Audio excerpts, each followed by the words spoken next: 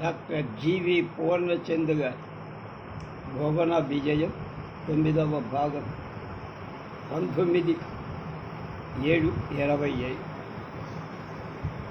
రాయల నాటి సమాజం ఎలా ఉంది అనేటువంటి ఆర్టికల్. రాయల వారి రైతు కాలుని దున్ననందినై గంటలు దొందక మంటినా మహాకాలుని నంది దున్ననై కద్దమగ్నత లేక మంటినా హాలికులెన్నడు ఎరగని పౌరుల చేరును జారుమళ్ళపుగా లలి వేరు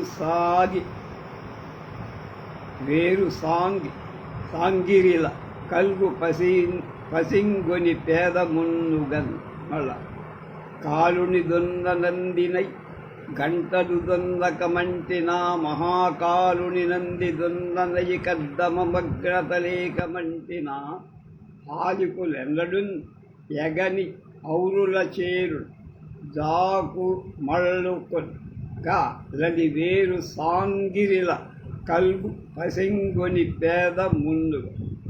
ఓ రాజుగారి పొలంలో పని చేసుకునేటువంటి రైతుల కష్టసుఖాల గురించి ఎంత వివేచన, ఎంత పరామరిక ఉంటుందా అని ఆశ్చర్యపోతాం ఈ పద్యం చదివి.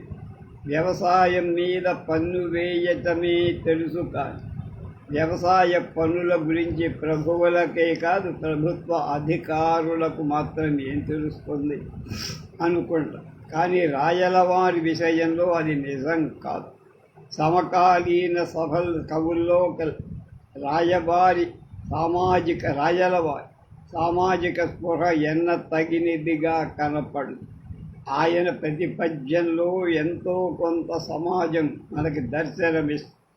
వానల సమృద్ధి వలన నాగలికి పని తగ్గుతోంది, రైతుకు ఈ శ్రమ తగ్గుతోంది. అహల్యంగా ఉంటే అంటే అహల్య అంటే దున్నకుండా వదిలేసిన భూములకు కూడా జీవకళ వస్తుంది. వ్యవసాయం తొలి దశ నాటి జీవనానికి అహల్యా శాప విమోచన వృత్తాంతం ఒక సాక్ష్యం. రాముడు నాగలిని పరిచయం చేసి రాయి రప్పలతో అహల్యంగా దొందని రాళ్లను ఉన్నదాన్ని పునరుత్పత్తికి దోహదపడి వ్యవసాయ క్షేత్రంగా మార్చాడని ఈ కథ మనకి తెలుస్తోంది. రైతు కాలు స్పర్శ తగిలితే రాయి ఆడది అయ్యిందనటం వెనుక లోతైన అర్థమే ఉంది. రైతు ప్రాధాన్యతను చాటిన కథ అంటాడిన ఒక ఋషి కుటుంబం వ్యవహారంగా మాత్రమే చూస్తే ఈ కథలో తెలుసుకోవాల్సిందే లేదు. రాయలవారి బాల్యం చంద్రగిరిలో ఎక్కువగా జరగటం వల్ల చంద్రగిరి చుట్టూ ఉన్న గ్రామీణుల జీవితాలతో ఆయనకు ఎక్కువ పరిచయం ఉంది. పరిచయాన్ని కవిత్వీకరించి కావ్యం చేయటం ఒక గొప్ప విషయం. అది కూడా యుద్ధంలో గెలిచినంత పరిశ్రమే. అందుకే ఆయన సాహితీ సమరాంగణ సార్వభౌమ. ఈ పద్యంలో రాయలవారు వానలు బాగా కురిస్తే రైతులకు ఏ విధంగా మేలు జరుగుతుందో చెబుతున్నారు. పనిలో పనిగా కొన్ని వ్యావసాయిక పదాలు కూడా ఈ పద్యంలో పరిశీలన చేద్దాం. కాలుని దున్ననందినై వానలు సమృద్ధిగా ఉంటే మొదట సంతోషించే కాలుడి దున్న అంటే యముడి వాహనమై దున్నపోతుకి వానకి సంబంధమేమిటి?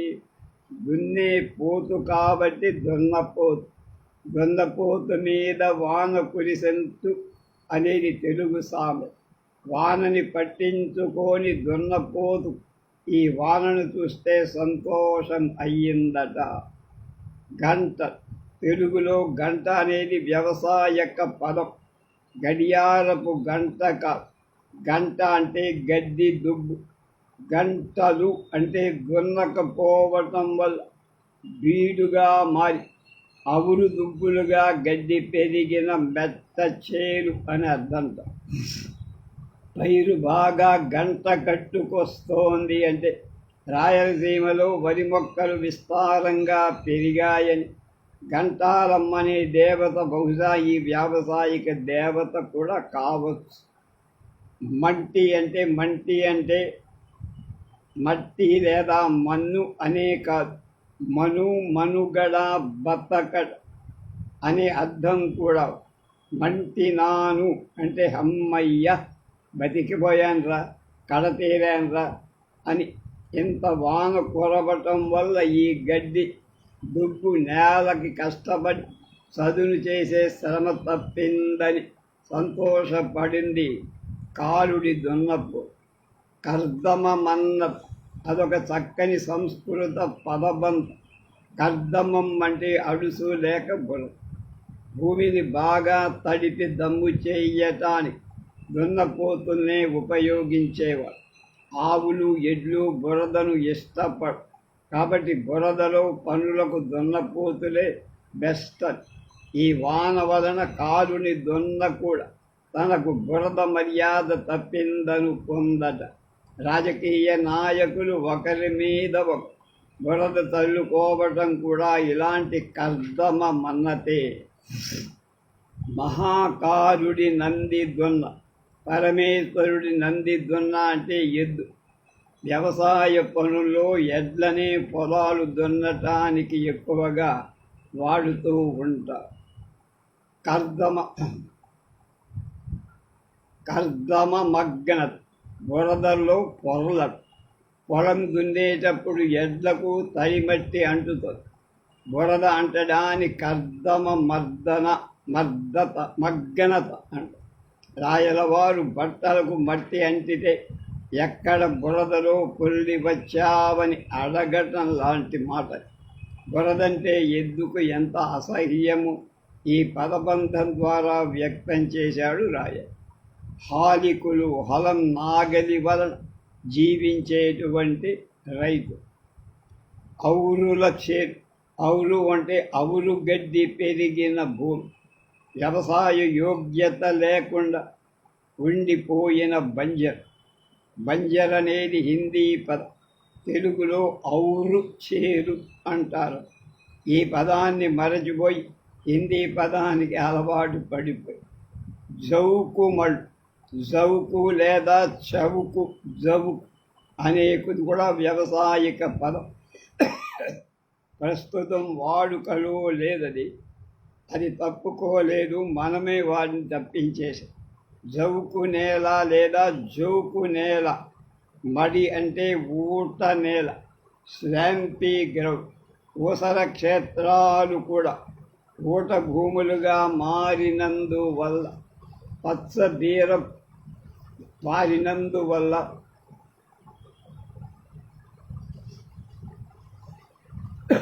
సంతోషించాయి. వాన వల్ల రైతు, పశువులతో పాటు నేల కూడా ఆనందించింది అంటాడు రాయ. రాజుగారి సుపాలన అందిస్తే రాజుగారు వర్షాలు సమృద్ధిగా కురిశాయని నిరూపించటానికి రాయల వారు ఎన్ని ఉత్ప్రేక్షలు వాడారు. 3 వానలు నింగి కురిసే అని మరుచరిత్రలో పెద్దనగా రాజల వారి పాలన గురించి రాశారు కదా. అలాగే రైతు పండితులకు గండ పెండేర, వరజుంబడి రొంపి ద్రొక్కం చరణంబుల జుట్టి పసింది ఛాయ కడుపున్ పొరినీరు కట్టెల అమరిమ బిరుదులు హాలికులు దున్నబెట్టిరు అన్నగన్. మళ్ళా వరదు బడి రొంపిందొక్కం చరణంబుల జుట్టి పసింది ఛాయ కడుపులన్ బొరి నీరు కట్టెలమరిమ బిరుదులు హాలికులు దున్నబెట్టిరు అనగన్. ఈ చిన్న కంద పద్యం రైతుల పాదానికి రాయలవా తొడిగిన గండ పెండేరం అంటున్నారు పూర్ణచంద్ గారు. రొంపి తొక్కడం అంటే అడుసు తొక్కడం, నేలను దమ్ము చే. అలా ఆ బురద తొక్కుతున్నప్పుడు ఆ బురదలో ఉండే చిన్న చిన్న బురద పాము రైతుల కాళ్లకు చుట్టుకుంటూ ఉంటాయి.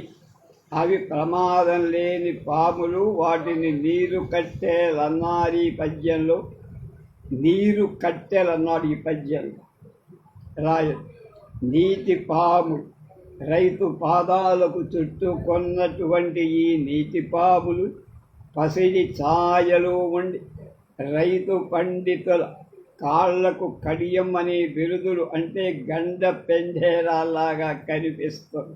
వ్యవసాయ పాండిత్యం కలిగిన రైతులు రాయలు ఇచ్చిన గౌరవ సంభావన. ఈ పద్యంలో వరజుబడి అంటే పొలం గట్ల వెంబడి అని అర్థం. వరదు మూల ద్రావిడ పదం. తమిళంలో వరంపు, వరప్పు, వరై. కన్నడంలో బర, బరే, వరి, వరి. తెలుగులో వరజు అంటే సరిహద్దుగా వేసిన పొలం గట్టు. గనిమ అని కూడా దాన్ని అంటారంటారు. మూల తెలుగు ప్రోటో తెలుగు శబ్దం VAR అంటే అడ్డుకట్ట లేదా హద్దుగా పోసిన కట్ట. తెలుగులో వర్జుగా, రప్పిగా వాడకంలోకి వచ్చింది. ఈ వర తెలుగులో స్థిరపడి, ఈ తెలుగులో వరగా స్థిరపడి, అంతవరకు ఆగండి అంటే దాని వరకు వెళ్ళండి అంటే ఆ హద్దు దాకానే. ఆ వర అంటే నూతులు తీసేటప్పుడు వేసే వరం. అలాగే దీనికి పాయికానాలు కట్టేటప్పుడు కూడా ఆ మలం ఉంచటానికి, నింపడానికి వరలు వేసి వాటితో తయారు చేస్తారు, బావిలాగా తయారు చేస్తారు. కనుక మేర అనేటువంటిది దీనికి సమానార్థకము. ఆ వరకు అంటే అంత మేర లాంటి ప్రయోగాలు ఇప్పటికీ మనం వాడుతున్నాం. పదాల మూలాలు తెలిసినప్పుడు దాని వాడకానికి ఇవన్నీ మనం తేగలుగుతాం.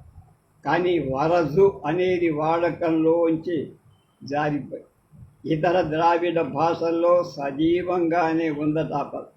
ఒక పదం తెలుగులో మరణించడం మనకు ఘనమైన విషయమా? కాదు. బీర పువ్వుల్లాంటి రాగి నాణేలు వాదమొనరించి గెలిచి తత్వంబు తెలుపు వానికని బీర పువ్వుల బోని టంకసాల వాటు నుంచి ఆస్థాని గట్టంగాల సర్పముగ నలుజాలెన్ జూచి మళ్ళ వాదమొనరించి గెలిచి తత్వంబు తెలుపు వానికని బీర పువ్వుల బోని టంకసాల వాటులు నుంచి ఆస్థాని కట్టంగాల సర్పము గతి నలుజాలెంజూచి. ఆముక్తమాల్య కథలో పాంజరాజు దైన్యంలో మునిగిపోయి ఉన్నారు. రోజువారీ రాజవ్యవహారాల పట్ల ఆసక్తి చూపించలేకపోతుంది. అన్ని కార్యక్రమాలు వాయిదా వేసి కాసేపు కవి పండితుల గడిపితే మనశ్శాంతైనా ఉంటుందని భావించి రాజ్యంలో అందుబాటులో ఉన్న కవుల్ని పిలిపించి వాళ్లలో వాళ్ళకే పోటీ పెట్టి తర్కంలో ఎవరు గెలిస్తే వాళ్ళకి అప్పుడే కొత్తగా టంకసాలలో ముద్రించి పచ్చని బీర పువ్వుల్లాంటి బంగారు నాణేలను బహూకరిస్తానని. ఇంకా చలామణిలోకి వెళ్ళని నాణేలు, ఫ్రెష్ కాబట్టి చాలా ప్రత్యేకమైన వాటిని ఒక సంచిలో మూటగట్టి సభాస్థలి మధ్యలో వేలాడ కట్టించి రాయలవారి కాలంలో కూడా రాగి కలవని దీనారాలు చలామణిలో ఉండేవని దీన్ని బట్టి మనం అర్థం చేసుకోవాలి. ఈ పద్యంలో బంగారు నాణేలను బీర పువ్వులతో, నాణేల సంచిని కాల సర్పంతో పోల్చాడు కవి. పచ్చని బీర పువ్వులు మేలిమి బంగారు రంగులో రాగి ఏమాత్రం కలవని 24 క్యారెట్ల స్వచ్ఛమైన బంగారు నాణేలు అని చెప్పడానికి ఈ పద్యం మనకి చక్కగా ఉపయోగపడుతుంది. పచ్చి బీర పూల ప్రస్తావన తెచ్చాడు. కాలసర్పమేమిటి? తర్వాత జరగబోయే కథతో ముడిపడిన అంశం. పిల్లిపుత్తూరులో విష్ణుచిత్తుడు మంచి వాసన గల తులసి దండను అష్టాక్షరి జపిస్తూ స్వామి విగ్రహం మెడలో వెయ్యబోగా స్వామి విష్ణుచిత్తుడితో పాండ్యరాజు మోక్షాసక్తిలో మునిగి ఉన్నారు. పండితులకు తర్క పరీక్ష పెడుతున్నారు. ఇదే సమయం ఆ పండితుల గర్వమణచి తర్కంలో గెలిచి నా మహిమ ప్రకటించు, ప్రభువు ఇచ్చే సత్కారం స్వీకరించు అని చెప్పారు. విష్ణుచిత్తుడనే భక్తుడి స్వామి అనుగ్రహంతో వస్తున్నాడు. సభలో ప్రతి ఒక్కరిని ఓడిస్తాడని చదువుతున్న మనకు అర్థం కావటానికి సభలో ఆ పండితులు బంగారు నాణేల మూట కాలసర్పంగా కనిపిస్తారు.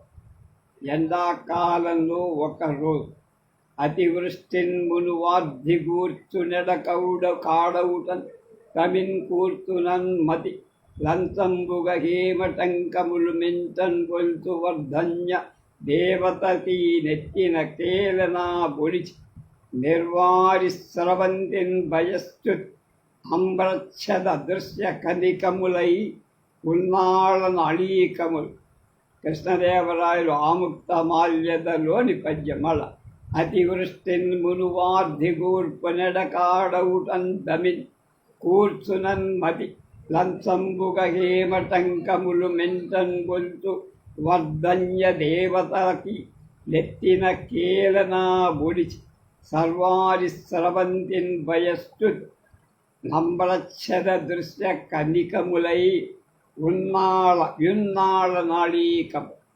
వానలు బాగా కురిసేటువంటి ఆ రోజుల్లో మనుష్యుల్లో కొద్దిగానైనా పాప భీతి ఉండే. మొక్కలు నరకట, నీటిని వృధా చేయట, అన్నం పారేయట, ఇలా చాలా విషయాల్లో పాప భీతి వెన్నాడే. మనుషుల్లో మంచితనం వల్ల వానలు కొన్నైనా కురిసే. ఇప్పుడు మనకి ఎండాకాలం ఒక్కటే నడుస్తోంది అన్ని ఋతువుల్లో. వాన కురిసినంత సేపే వానాకాలం, అలాగే చదివేసిన ఆ కొద్దిసేపే శీతాకాలం, మిగిలినదంతా ఎండాకాలమే మనదాకా మార్చేసి. మణిమాణిక్యం వారన మనది ఎండామండిత ప్రదేశం. వానలు లేక అలా ఎండిన ఒక జలాశయంలో కృష్ణరాయలు తామర పూలు వడలిపోతున్న ఒక దృశ్యం చూశారు. అప్పటిదాకా నీళ్ల మీద తేలియాడిన తామర మొక్కల బతుకు బస్టాండ్ అయి బజారు పడిందని పెంచటానికి మనుష్యుల్లో నిజాయితీ చచ్చిపోతూ ప్రకృతి కన్నెర్ర చేస్తుంది. పరోక్షంగా హెచ్చరించడానికి ప్రయత్ని తామర తోళ్ళు నెట్ట నిలువుగా జొన్న దంటులా నిలబడ్డాయి. అంతరిక్షంలో ఎగిరే పళ్ళాల్లాగా విహరించిన తామర పూరే ఎండకు మాడి వారిపోయాయి. తామర పూల మధ్య ఉండే కన్నిక పచ్చగా పొడుచుకొచ్చినట్టు. ఈ కన్నికని తామర దుద్దులు అంటారు. చెవులకు పెట్టుకునే బంగారు దుద్దులు కూడా వీటిలాగా గుబ్బలాగా ఉంటాయి కాబట్టి ఆ పోలీసు వాటిని దుద్దులు అంటాము. తామర పువ్వుల మధ్య అమ్మవారు ఈ మెత్తని దుద్దుల మీదే కూర్చుంటూ వేసవి తాకిడి ఆ దుద్దులు ఎండి వడిలాయి. ఇది అక్కడి దృశ్యం. నదులు వెళ్ళి సముద్రంలో కలుస్తాయి. దీన్ని కవులు సాగర సమాగమం సంగమం అంటారు. ప్రేయసి ప్రియుల సమాగమం లాంటిదట. నదిని సముద్రంలో కలిపేవాడు పర్జన్యుడు, అంటే ఉరిమే మేఘం. మామూలు భాషలో అమ్మాయిని అబ్బాయి దగ్గరకు చేర్చటాన్ని తార్చటం. తమని సముద్రానికి తార్పులాది మేఘుణ్ణి మంచి చేసుకోవటానికి నదులు సహజంగా ప్రయత్నిస్తాయి. అందుకు ప్రతిఫలంగా ప్రవాహాలు లంచం ఇచ్చుకున్నాయని రాయలంటారు. ఇప్పటి భాషలో దాన్ని బ్రోకరేజీ అని, కమిషన్ అని, ఆమ్యామ్యా అని పిలుస్తారు. రాజల వారు దీన్ని లంచమని అనేశారు. దిగువ స్థాయిలో ప్రభుత్వ కార్యాలయ ఎలా పనిచేస్తున్నాయో నాకు తెలుసనే హెచ్చరిక రాయలు చేస్తూ ఉండొచ్చని కూడా ఊహించాడు. దీన్ని ఇలాగే చెప్పి ఊరుకుంటే ఇందులో కవిత్వం ఏం కనపడు. దీన్ని లోకానికి అన్వయించాలి. అది జనం మీద ప్రభావం కలిగించాలి. కావ్య ప్రయోజనం అలా సిద్ధించాలని రాయలు ఆశించారు. మేఘుడి వాటా మేఘుడికి ఇస్తే వానలు కురిపించి తమని త్వరగా సాగరానికి చేరుస్తాడని నదుల ఆశ. అప్పటికే వడలిన తామర తోళ్ళు ఆ ఎండు జలాశయాన్ని చేతులుగా వాలిన తామర పూలను చేతి వ్రేళ్లుగా ఆయన భావించారు. పూల మధ్య ఉండే కర్ణిక అంటే తామర దుద్దులు లంచం ఇవ్వటానికి అరచేతిలో పట్టుకొని హేమ టంకాల్లాగా అంటే బంగారు నాణాల్లాగా ఉన్నాయి. కృషించిన తమ చేతుల్ని బరచాచి నదులు తమ చేతుల్లో బంగారు నాణాలు ఆశ చూపిస్తూ ఇవి తీసుకొని వాన కురిపించవయ్యా అని మేఘుణ్ణి అడుగుతున్నట్లు ఉండదు. అవినీతి లంచగొండితనాలు ప్రపంచ పరివ్యాప్త. వానలు కురవాలంటే మేఘాలకు లంచం కూడా ఇవ్వాలి. మేప అంటే లంచగొండుల్ని ఒక కంట కనిపెడుతూనే ప్రభుత్వ యంత్రాంగ నడిపించాలనేది రాయల అభిప్రాయం. దొంగ స్వాములు కూడా అప్పుడు ఉంటారు, ఇప్పుడు. అక్షర పక్షపాతమును అర్థము నోళ్లనునంగ ఉగ్గునన్ భిక్షు జటాధిరాధికు భిన్న నిజవ్రతులవుదురు ఐ దుర్భిక్ష రుజాసుక్షుతులు పెక్క భక్తియు చాలు ఆనంద పక్షుభిత్వమే యఘములార్పదు అఘములు ఆర్పదు శంక తలంగుమయ్యద. మళ్ళా అక్షర పక్షపాతమున అర్థమునోళ్లను నంగనుగ్గున భిక్షు జటాధిరాధికులు భిన్న నిజవ్రతులవుదురు అయిన దుర్భిక్ష రుజాశిశుచ్యుతులు పెక్క భక్తులు చాలు ఆనంద చాలు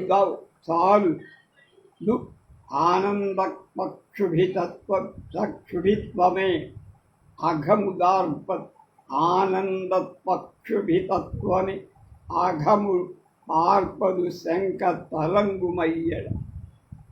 ప్రభుత్వానికి అక్షర పక్షపాతం ఉండకూడదని కృష్ణదేవరాయలు బల్లగు భజాయించి మరీ చెప్పాడు. ఈ పని చదువుకున్నవాడు తిన్నగా ఉంటే సాక్షర అవుతాడని, బుద్ధి వికటిస్తే సర్వం తిరబడి సాక్షర కర్త రాక్షస అవుతాడని ఓ చాటు.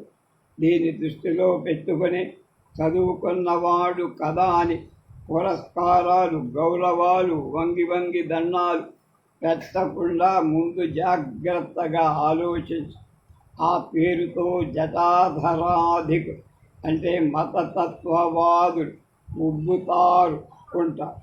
అంటే ఒళ్ళు పొగరి వ్యవహరిస్తారన్నమాట. సాక్షరులు రాక్షసులవుతారు. కాబట్టి అక్షర పక్షపాతం లేకుండా అగ్రహారాలు వగైరా ఆలోచించి ఇవ్వాలి అని రాయల యొక్క ఆలోచన. సాధు సన్యాసులకు కూడా లోకోత్తరమై లోకహితాన్ని కోరే బాధ్యతలు ఉన్నాయి. వాళ్ళ బాధ్యతల్ని వాళ్ళు ప్రతిఫలాపేక్ష రహితంగా నెరవేర్చారు. ప్రధానమంత్రులు, ముఖ్యమంత్రులు, మంత్రులు, అధికారులు అదే పనిగా మఠాలు, కూటాల, ఆశ్రమాల సందర్శనం వల్ల శాంక్టిటీ ఆఫ్ శాంక్టోరం ఆలయ పవిత్రత అంటామే అది దెబ్బతింటుంది. పవర్ ఆఫ్ థాట్ అనేటువంటి ఒక థియోసాఫికల్ సొసైటీ వారు ప్రచురించిన పుస్తకంలో సన్యాసులు, సాధులు, స్వాముల వారు ఆలయాల చుట్టూ ప్రదక్షిణం ఎందుకు చేస్తారంటే లోపల ఉండే మూల విరాట్ పవర్ పెరుగుతుంది. ఇలాంటి వాడు తిరగటం మూలంగా ప్రదక్షిణ చేయడం చాలా చక్కని వాక్యం దాలో చెప్పారు. ద పవర్ ఆఫ్ థాట్ అనే పుస్తకం ఎక్కడైనా దొరికితే చదవాలి. లోకానికి దారి చూపించాల్సిన వ్యక్తి చెడిపోతే లోకానికి అపకారమే కనుక మన సాధులు శంకరాచార్యుల వారు మేము మహాపీఠాధిపతనం గల నేను దేవుడి గుడికి వెళ్ళడం ఎందుకు అనుకోవాడు. దేవాలయం చుట్టూ ప్రదక్షిణ చేస్తారు. తమ పవరు పెరుగుతుంది, లోపల ఉండే మూల విరాట్ పవర్ కూడా పెరుగుతుంది. రోగాలు వ్యాప్తిస్తాయి, మనుషులు అర్ధంతర చావుడు పొందుతారు అని హెచ్చరించారు. భక్తి చాలు అన్నాడు రాయ.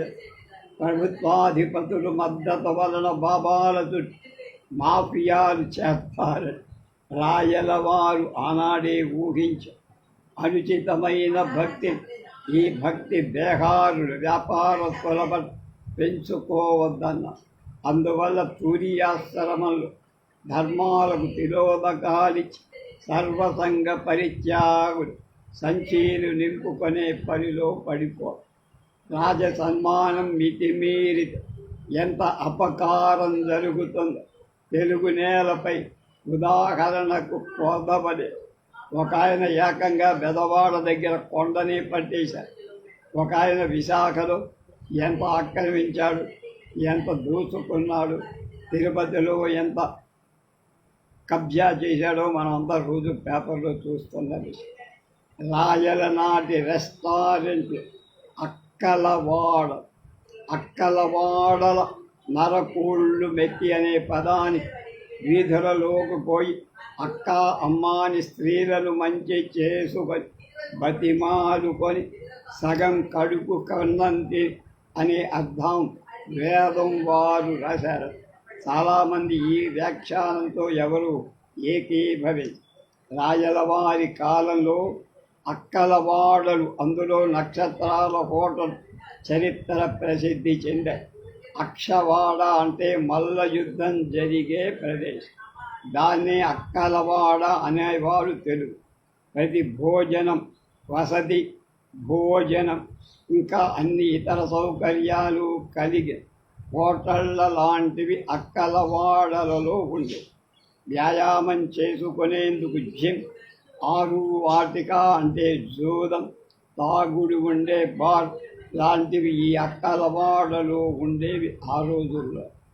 మన వాళ్ళని చూసే పోర్చుగీసు, ఫ్రెంచి వాళ్ళు రెస్టారెంట్లు నెలకొల్పారు. అద్దె చెల్లిస్తే పడక వసతులు, పడక పతులు, పడక సతులు, అలాగే పడక సౌఖ్యాన్ని ఇచ్చే పడత, భోజన హోటల్, మసాజ్ సెంటర్ ఒకటేమిటి అన్నీ దొరికే అక్కవాడు రాయల యుగంలో రాజధాని నగరంలో ఉంది. అద్దెకు విశ్రాంతి రెస్టారెంట్ అనే వ్యవస్థ. రెస్ట్ ఏ రెంట్ అంటే రెస్ట్ అంటే విశ్రాంతి తీసుకో, ఏ రెంట్ అంటే అద్దె కట్టి విశ్రాంతి తీసుకో. అదే రెస్టారెంట్ అయింది. రెస్టారెంట్ అని లాగి మనం పిలుస్తాం కనుక రెస్టారెంట్ అనేది ఫ్రెంచి క్రియాపదం. రెస్టారెంట్ తనని తాను తిరిగి సన్నద్ధుణ్ణి చేసుకో, విశ్రాంతి పొందా అనే పదంలోంచి పుట్టిందట. ఫ్రాన్స్లో అన్నీ దొరికే రెస్టారెంట్ల వ్యవస్థ 1789 ఫ్రెంచి విప్లవం వరకు మొదలు కాలం. కానీ విజయనగర సామ్రాజ్యం అతిథులుగా వచ్చే విదేశీయుల కోసం రాజధాని నగరం అక్కవాడలు 15వ శతాబ్దికి రెస్టారెంట్లు నిర్వహించినట్టు సాహిత్యాధారాలు పుష్కలంగా కనిపిస్తాయి అంటాడు పూర్ణ. కన్నడంలో అక్కజం అంటే అనురాగ్, కానీ తెలుగులో అది అవసరంగా మారి అక్కజము గొను ఆశించడం, అక్కజ తీర్ కోర్కె తీర్చ, అక్కజ గత్ తీవ్ర వాంఛగల జాణ అక్కజ గండడు అవసరం తీరాక దులుపుకు పోయేవాడు. వీళ్ళంతా అక్కలవాడలో మనకి దర్శనమిస్తారు. హరివంశం రాసిన గౌరవ కవి రాయలవారి ముందు తరం వాడు. అందులో అక్కల గండడనే పెద్ద వడ్డీ వ్యాపారి గురించి రాశారు. అతను పరమ నిర్దయుడు, కాబూలీ వాలా లాంటివాడు. అక్కల గండికి అక్కలవాడలో పనేమిటంటే జొదగాళ్ళకి విటులకు అవసరం తీరటానికి అప్పులిచ్చి ఆదుకుంటారు. అక్కరకు రాని తొట్టమనే సుమతి శతక పద్యంలో అక్కర అంటే అక్కలవాడలు అక్కర లాంటిది కాదు, అది శుభకార్యమే, అవసరానికి. కానీ అక్కర తీరాక అల్లుడు గతి అనే సామెతతో అక్కరకు కొంచెం లోతెక్కువ. ఆ శోభనం ఏదో జరిపేస్తే అమ్మాయి మోదులో చెప్పు కింద తేలులాగా పడి ఉంటాడు అని అర్థం. అల్లుడు అకారకభ అనే వనమూలిక ఒకటి ఉంది. అకారకరభ అది తక్షణం లైంగిక ఉత్తేజాన్ని పెంపొందించేందుకు ఉపయోగపడు. దీని తెలుగులో అక్కల కర్ర లేదా అక్కల కర్ర అనడంలో తెలుగువారి కుంటెతనం తేలిగ్గా మనకు అర్థమవుతోందంటాడు పూర్వజలు. పేదరాశి పెద్దమ్మ కథలు పూట కూడా హోటళ్లలోనే ఆ రోజుల్లో పుట్టాయి కదా. పరదేశీయులు పరాయి వాళ్ళు కూడా రాచనగరికి వచ్చిన ఈ పూట కోళ్ళమ్మే వాళ్లకు కడుపు నింపే. వాళ్ళు ఊరి సంగతులు అడిగితే ఆమె చెప్పే కథలే పేదరాశి పెద్దమ్మ కథలు. ఆ ముక్తమాద్యతని చేత్తో పుచ్చుకుంటే 500 ఏళ్ల నాటి తెలుగు గ్రామాలలో సాంఘిక జీవనం యావత్ మన అరచేతకు.